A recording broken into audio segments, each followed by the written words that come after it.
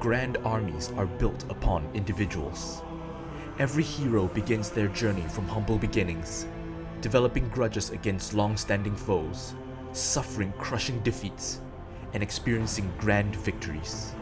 Crusade tells the story of those individuals.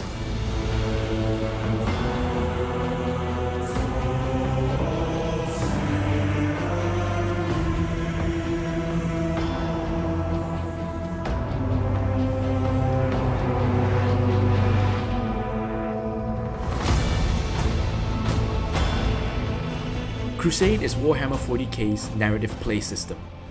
It has an additional rule set on top of the core rules of the game. Each unit is a unique entity. Their stories of triumph and failure will be written by you as the player. As they face the horrors of the universe, they will gain experience and grow stronger, and they will acquire humiliating scars. Crusade was designed to make standalone games contribute to the growth of your army, but the system is best enjoyed by integrating it into a campaign. Whichever way you choose to play it, Crusade becomes the ongoing story of your army as they battle in the grim darkness of the 41st millennium. We must first begin by creating an order of battle. Although Games Workshop provides a hard copy template, I prefer using a Google Sheets tracker instead. I've attached a link to my template in the description below.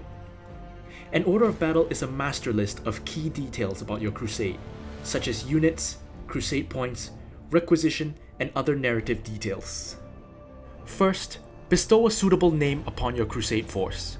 Then, fill in your supply limit. You begin with 1000 points. This is the maximum number of points allowed in your order of battle at any time. You can increase this limit by purchasing the Increased Supply Limit requisition, or by certain rewards from a battle. Next, assign yourself 5 requisition points. This resource will be used to purchase requisitions from campaign books, your Codex's Crusade rules, or the Crusade core rules. There are 6 core requisitions that can be purchased: Increased Supply Limit, Renowned Heroes, Legendary Veterans, Rearm and Resupply, Repair and Recuperate, and Fresh Recruits. You may read the effects of these requisitions in the Crusade rules. I will reference these requisitions throughout the video as well. Now, you are ready to add units in. Each unit should have one faction keyword in common. However, these do not need to be from the same codex. You may add units from another codex for the purposes of allies. List each unit, their points value, and crusade points.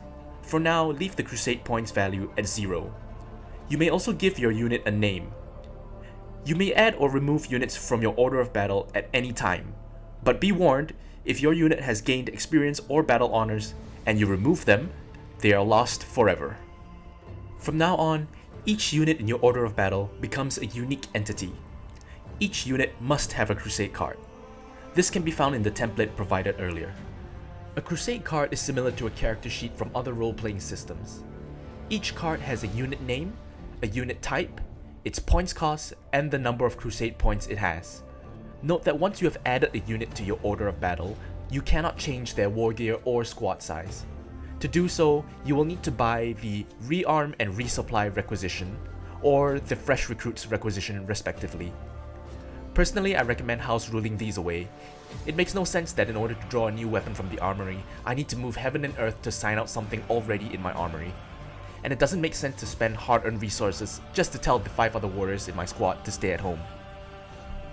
If your unit is a character, any enhancement it has is also listed in this section.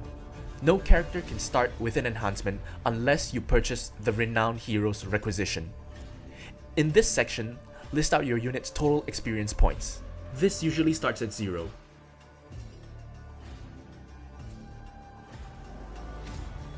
There are 4 main ways your units will gain XP. Battle experience. Your unit gains 1 XP each time it participates in a battle. Dealers of Death.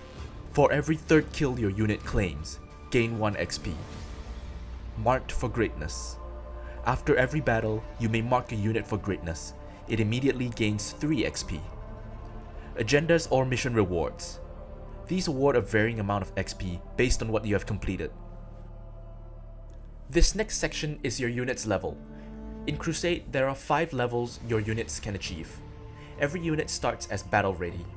They become blooded, battle hardened, heroic, then legendary. Once your unit has gained enough XP, they level up to the next level. This table can be found in the Crusade core rules. Also note that unless your unit is a character, they cannot gain more than 30 EXP, thereby being unable to attain the heroic rank, unless you buy the legendary veteran's requisition. Whenever your unit levels up, it gains a battle honor. Whenever you gain a battle honor, increase your unit's Crusade points by 1. There are 3 types of battle honors that can be given. Battle traits. They are powerful upgrades that increase a unit's tenacity. You'll find battle traits in the various campaign books as well as your codex. Weapon modifications. These can be found in the Crusade core rules. If your unit has multiple models, you must select your unit's sergeant to receive the upgrade. If not, select one weapon from one model.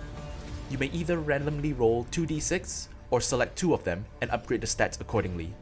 You cannot select a Crusade relic or an enhancement to receive the weapon modification. Crusade relics. These can only be taken by a character model. They range from powerful weapons to enigmatic support devices. There are 3 classes of Crusade relics: Artificer, Antiquity, and Legendary. Your character must attain the corresponding rank in order to take a Crusade relic of that class. You must also increase your Crusade points by the corresponding amount. Remember to update a unit's Crusade card whenever it gains XP or receives upgrades. New to Warhammer 40k 10th edition is the Leader special rule, where a character joins a unit for the duration of a battle. In such cases, you may choose to award XP and consequently battle honors or battle scars to either the leader or the unit, but not both. Once you have decided what size of game you're playing with your opponent, you must muster a Crusade army. Create a list as you normally would do, selecting a faction and a detachment and then adding units to it. But you can only select units in your order of battle. As a side note, what happens if a character has an enhancement from one detachment but gets placed in another detachment? The Crusade rules does not cover it, so we suggest house ruling it so that their enhancement becomes inactive for the duration of the battle, including its increasing points. We also suggest house ruling it so that you can use the Renowned Hero's Requisition again to change the enhancement on that character. Otherwise, there wouldn't be an incentive to try all the interesting detachments from your codex. Once you arrive at the table with your list, select a mission. These are primarily found in the various campaign books, but you can create your own custom scenarios too. You can even play a match play mission. Either case, resolve any pre-battle requisitions or effects before rolling off to determine attacker and defender. Some campaign books or codices offer powerful requisitions, such as forcing you to be the attacker without rolling off. The Pariah Nexus campaign book also contains an additional strategic footing step, which determines who will be the attacker or defender, as well as granting advantages to certain players. Once you have completed all pre-battle effects, select 2 agendas. Agendas are one of the best ways to gain XP for your units. You will find many agendas from 2 sources: campaign books or your codex. You may select any agenda from any one source, or you can mix and match from different books. Once both you and your opponent have selected agendas, you must reveal them before starting the battle. When that is done, begin the battle. Once the battle is over, it is time to see if any units have taken catastrophic losses. For each unit that was completely destroyed in the battle, you must take an out-of-action test for them. Roll a d6, and if you roll 2+, you pass the test. On a roll of a 1, your unit has taken a grievous injury. You must then choose one of 2 things to happen to them. One is a devastating blow, and the second is a battle scar. Only units with at least 1 battle honor may opt to take a devastating blow. If they do so, they lose one of their battle honors forever.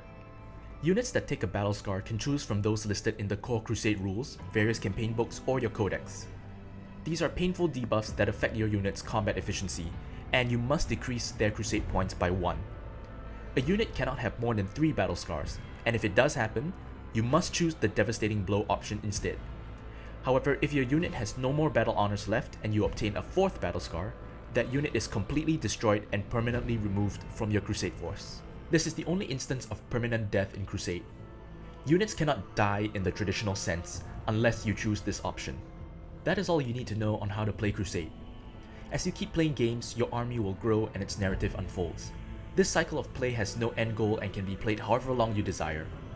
I personally enjoy Crusade more than any other game mode in 40k, since I primarily play to enjoy the lore and experience the ongoing narrative of my armies as they battle across the grim darkness of the 41st millennium.